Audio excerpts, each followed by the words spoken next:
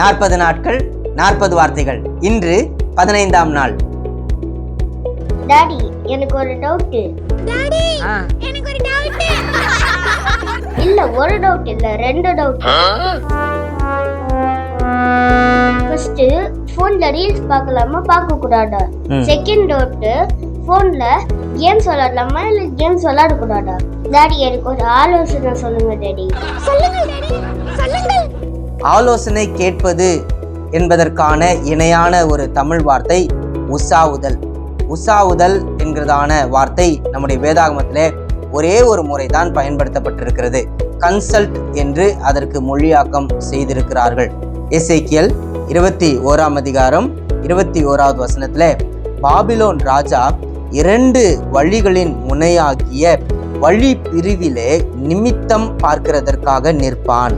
அம்புகளை தீட்டி விக்கிரகங்களை உசாவி ஈரலால் குறிப்பார்ப்பான். ஆலோசனை கேட்பதற்காக செயல்பட்டதான ஒரு செயல்பாடு ஆகும். தேவனுடைய பிள்ளைகளே, நீதிமொழிகள் 11ஆம் அதிகாரம் 14ஆம் வசனத்திலே வாசிப்பது போல ஆலோசனை இல்லாத இடத்தில் ஜனங்கள் விழுந்து போவார்கள். நம்முடைய கர்த்தர் ஆலோசனை கர்த்தர். அவரிடத்திலே ஆலோசனைக்காக நாம் கேட்கும் பொழுது நல்ல ஆலோசனைகளை நமக்கு தந்து செம்மையான பாதையிலே வழிநடத்த அவர் வல்லமையுடையவராக இருக்கிறார் என்பதை நாம் உணர்ந்து நடக்க பரிசுத்த ஆவியானவர் நமக்கு உதவி செய்வாராக. ஆமென்.